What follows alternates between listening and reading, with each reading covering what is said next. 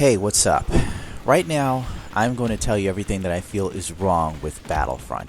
As a longtime Star Wars fan, I think I could speak for many of us who are actually really into Star Wars on a level that most people aren't.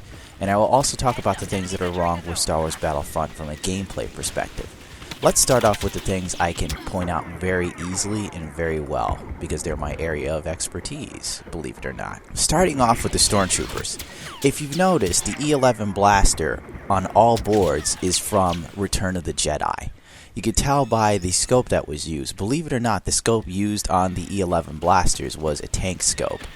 I have reason to believe that the blaster that was used to model for the E11 was probably a resin or a stunt casting for the Return of the Jedi movie. Now, the telltale signs are the gribblies that you will find on the left side of the blaster that are just blatantly there. Also, it's hard to say what these rails are on the blaster. Some of us call them T-taps. I know it's a weird name. There are better names for it, but they look like rubber door stops. As you can see with the E11 blaster in these clips, that's not the case. This is a totally different blaster design.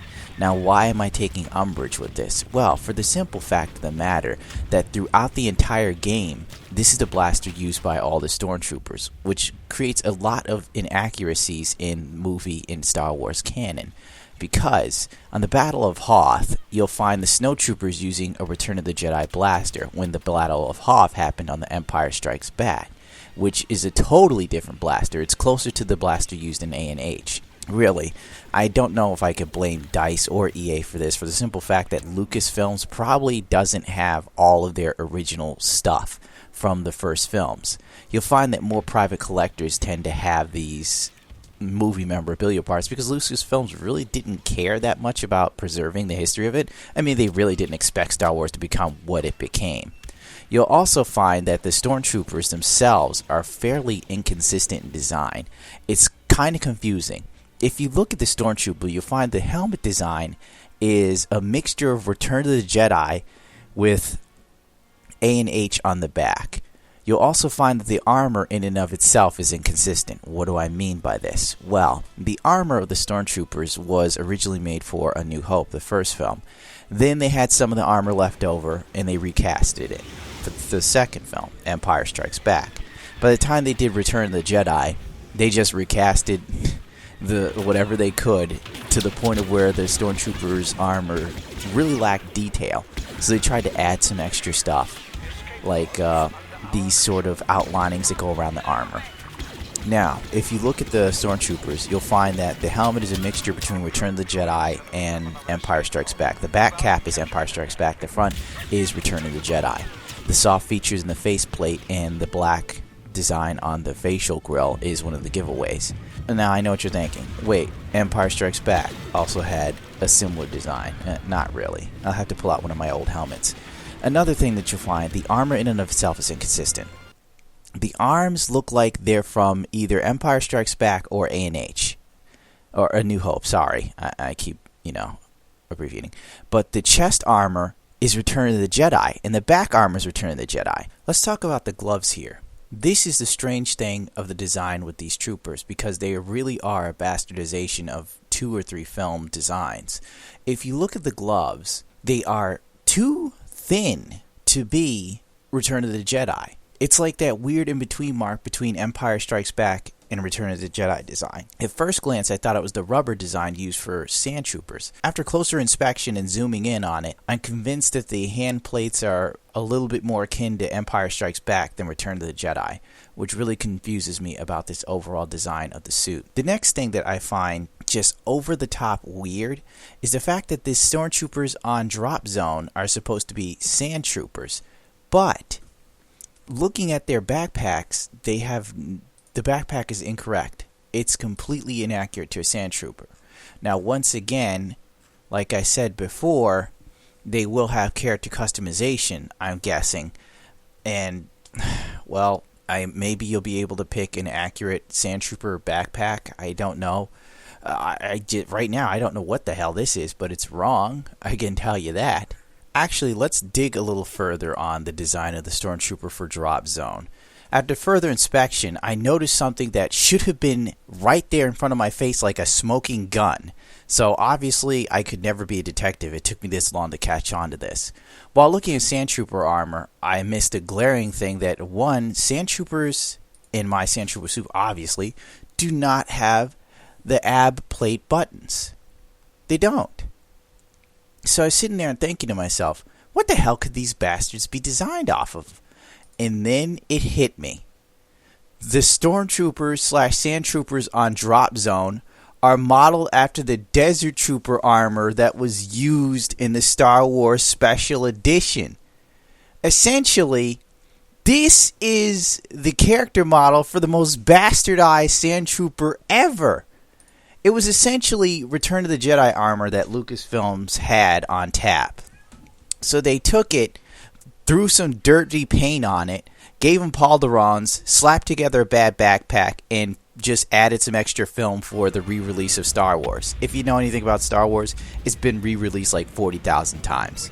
So, there you go. You're playing as a special edition Stormtrooper that nobody ever liked or wanted in the Star Wars movies. Kind of like when they redid Return of the Jedi when Luke Skywalker's father comes back and they use like that young dude who played Anakin Skywalker from like Star Wars, Revenge of the Sith. Yeah, this is essentially EA is giving us all the special edition garbage that the true Star Wars fans didn't want. Oh man, how did I miss this? What garbage? Punch me in my taint. One of my last gripes, or my other gripe with this, is have you ever noticed while playing this game as a male character, Sandtrooper or Stormtrooper, sometimes you're breathing like a woman, but then if you use an emote, it'll be a guy talking? Like, what is that? Frankly, not to be sexist or anything, because I'm not, in this timeline of Star Wars, the Stormtroopers were clones, predominantly. So, why are there female voices in the Stormtroopers? I'm guessing it's a beta and there might have been an audio issue, but maybe not. I know there's a lot of pandering to the third wave feminist movement that really would make no sense here, but I'm just saying, it's an inconsistency. It's kind of weird because we all know that they're male clones, but are we changing? Oh, what the hell am I talking about? This game doesn't even make any sense. Of course they're changing things. The Stormtroopers aren't even right. Maybe I'll go on a little bit more. Another thing I find odd is on the Battle of Hoth, which takes place in The Empire Strikes Back, as if you are a Stormtrooper fan, which I guess I am, an Imperial at heart. The Battle of Hoth happened during The Empire Strikes Back. So, why on earth do Sandtroopers have Return of the Jedi blasters? Why is Darth Vader from Return of the Jedi in this, and Return of the Jedi Luke Skywalker? I mean, how hard is it just to have Luke Skywalker in the correct flight suit? Because he was flying a snowspeeder. I can't remember the Rebels flight stuff. I was an Imperial in the 501st Legion, so Rebels didn't interest me. But I did notice there are differences in things. I mean, really. I don't even know why they'd pick Return of the Jedi Darth Vader. That wasn't even his best costume. I mean, they just should have used Empire Strikes Back Darth Vader for Hoth. And one of the big telltale signs that the Empire, like the Darth Vader for the Hoth mission is wrong, is the dome placement. You'll find that the dome placement of Darth Vader in this game is way off. The dome hung a lot lower because they used Apple tabs on the top of Darth Vader's helmet in A New Hope and Empire Strikes Back. For Return of the Jedi, they adapted a ring design for the hero suit. Now, keep in mind there are stunt suits which the Vader helmet had glass, so like the stunt guy who did the sword fighting could see through the face of the... I know, it's like weird nuances that probably don't interest most people, but it does to me. But, you know, one of many things I could go on with just the sheer design of the costumes. Don't get me wrong, the game looks beautiful, but these inaccuracies are there, and it's a bit annoying. But what are you going to do? I think this is marketed towards casuals. The next problem I have with Star Wars Battlefront, we're going to go to the gameplay perspective of this game. Honestly, this is not a game made in mind for anyone who... Like, it's not really a Battlefront game, nor is it a Battlefield game, as Ziltex has said many times, and I think it's an astute observation. I find that hip-firing the blaster is your best bet. I'm also told playing in third person is probably the only way to play this. I've yet to do so. I've gotten so used to playing first person, I don't think to go third. But I will attest to the fact that for some ungodly reason, aiming can get you killed. Like, you can just hip fire into everyone and take them out. There's no need for skill there. I guess it evens the playing field for people who are casual or maybe just straight up Star Wars fans that want to play Battlefront. Another thing that's an issue with this game that we already know and have spoken about on numerous occasions is the simple fact that there is no campaign or galactic conquest, which really just takes away from the game in and of itself. I remember playing Battlefront 2 and having countless hours of fun and joy playing Galactic Conquest as the Empire or the clones. Like, to take that away from the game and ask for full price is ridiculous because, in a sense, we're only getting half of a game. How could they, honest to God, do this and sit there and think this warrants a full price tag? It's ridiculous at the highest level of ridiculousness.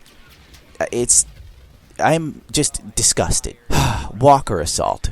Talk about something that could have been cool, but it wasn't.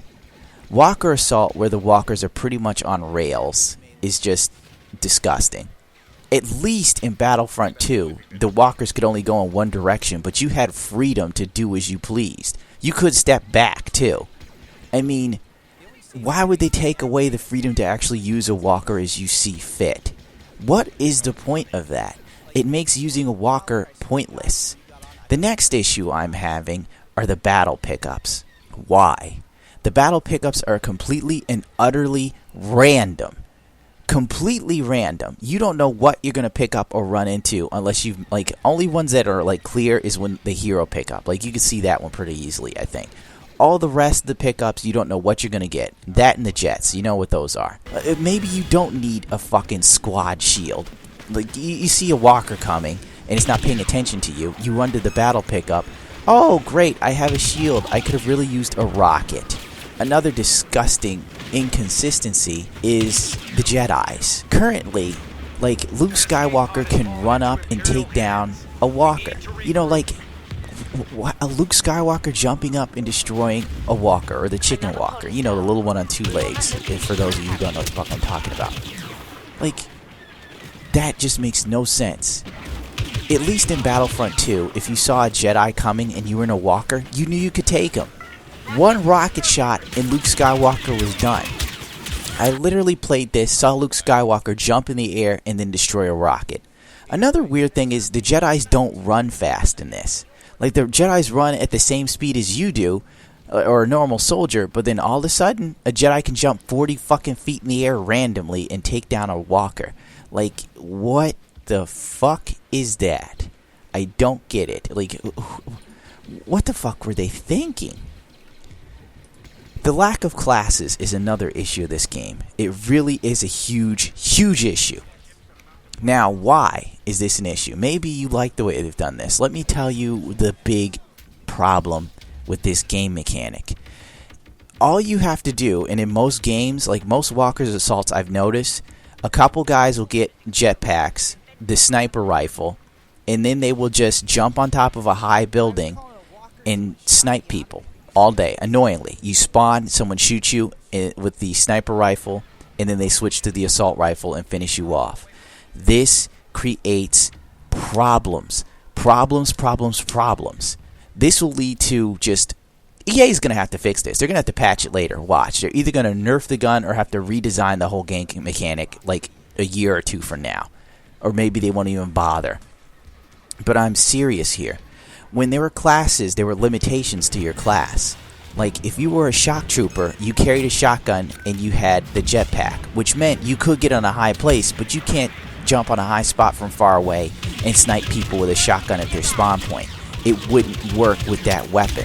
At least the original developers of the first two Battlefront games understood balance.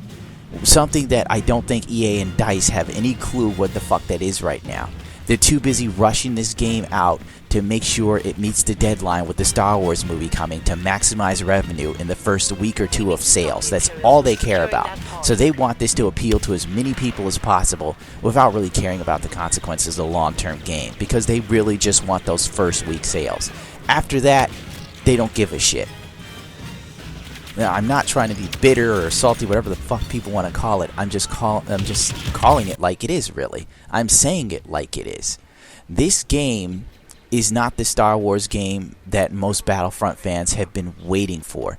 In fact, it is a sad, I can't even think of a word to use. It's just garbage. I mean, do you want to like this game if you're a Battlefront fan? If you're a Battlefront fan, you're a Star Wars fan, you want to like this game because there's been nothing but bad Star Wars games for a long time. Disney even canceled 1330, which looked like the first promising Star Wars game in years.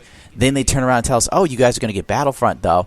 And we all get happy until we get this demo, and it's just like, what is this? There's little to no replay value. I don't even know why they have a survey for this game. For the simple fact that every time the survey comes up after every match, and most of the time you've had a horrible match where the game's inconsistencies disgust you.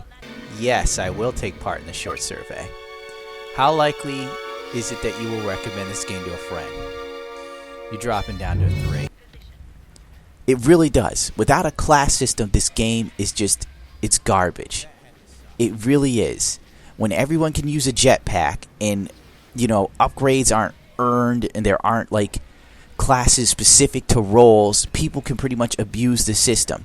And the reloading mechanic, I don't even get it. I've tried it tons of times. It doesn't really work very well for me. But I can guarantee you there will be people who will hack this game where they'll get it so they can reload without any issue and just keep the blaster fire up.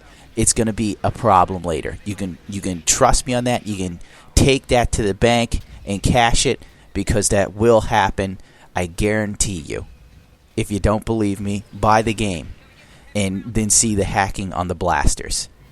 The next problem with Walker Assault is the fact that most of the time the Empire wins. Most of the time the Empire wins unless you're playing with an entire team of people who really haven't got a clue how to play the game. Or maybe if they're kids playing. Then there's a shot the Empire could lose, but it's slim and next to none. Let's go 9 times out of 10. Flight in this game is horrible. The flight mechanics, for these to be like crazy fast jet fighters in the future, they're just dog slow. Like, I don't understand the mechanic around it. I can't wrap my head around how bad flying is. Flying is no fun. But I'm sure once you get the hang of it, like, people who know how to fly in this game rack up kills very easily with the way the game is designed. The jet fighters fly so slow, they can actually come down and pick you off from the air. What I can say good about Battlefield 4 was the fact that you had to be one hell of a pilot to fly a jet towards the ground and pick off a soldier without crashing or stalling your engine and falling to the ground. In this, it's just ridiculous. It's just ridiculously bad. Honestly, all EA and DICE had to do